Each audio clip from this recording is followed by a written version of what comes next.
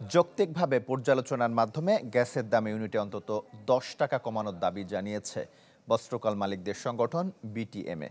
এক সংবাদ সম্মেলনে সংগঠনের সভাপতি বলেন, বিশেষ গোষ্ঠীকে কমিশন দিয়ে চড়া দামে গ্যাস আমদানি করে আওয়ামী সরকার, যার দায় চাপানো হয় ব্যবসায়ীদের উপর। এ সময় ভারত থেকে সুতা আমদানি বন্ধেরও দাবি জানানো হয়।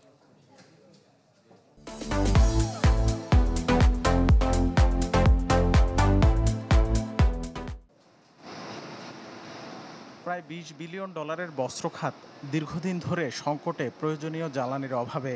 তার উপর বাড়তি দামে বেড়েছে উৎপাদন ব্যয়। ফলে দেশীয় সুতার বদলে বড় একটা অংশ আগ্রহী হচ্ছে ভারত থেকে আমদানি করতে। চলমান এমন সব বিষয়ের সমাধানে এই সংবাদ সম্মেলন বিটিএমএ এর। সংগঠনের সভাপতি বলেন, অতীতে বিশেষ গোষ্ঠীর কমিশন আর লুটপাটের কারণে অনৈতিকভাবে গ্যাসের দাম বাড়িয়েছে সরকার, যা পর্যালোচনার দাবি জানিয়ে বলেন, নতুন করে দাম না বাড়িয়ে বরং প্রতি ইউনিটে অন্তত 10 টাকা কমাতে পারে সরকার।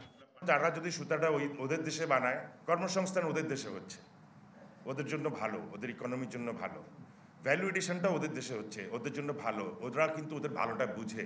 আমার সরকার আমার ভালোটা বুঝে না। সরকার এই ব্যাপারগুলোতে তৎপর হওয়া উচিত দুটো কারণে। একটা হচ্ছে ইন্ডাস্ট্রিকে বাঁচাবে, আর একটা রাজস্ব সে হারাবে না। বক্তারা জানান, গ্যাসের চড়া দরের পাশাপাশি এই খাতে নগদ সহায়তা কমানোয় বেড়েছে সুতার উৎপাদন ব্যয়। এই সুযোগে কম দামে সুতা পাঠাচ্ছে ভারত। সংগঠনের হিসাবে 6 মাসে দেশটি থেকে সুতার আমদানি বেড়েছে অন্তত 40%, যা কমাতে স্থলবন্দরগুলোতে কড়াকড়ি আরোপের কথা জানান খাত সংশ্লিষ্টরা। আমার এলএনজি ইম্পোর্ট প্রাইস এবং আমার লোকাল সোর্স দুইটার ব্ল্যান্ডিং প্রাইস হলো 20 টাকা সামথিং পয়সা, অথচ অনলি ইন্ডাস্ট্রি সেক্টর এবং সিএনজি আমরা সবাই মিলে এই দায় বার বহন করতেছি। আপনাদের কস্ট ভ্যালু 20 টাকা, আপনার 20 টাকার নিচে এই কস্টিংটা নামিয়ে আনুন এবং এই শিল্পকে বাঁচান, দেশ বাঁচান। এ সময় এনবিআর ইস্যুতেও নানা সংকটের কথা তুলে ধরা হয়। 32 টাকা করা হয়েছে। রাকিব হোসেন, চ্যানেল 24, ঢাকা।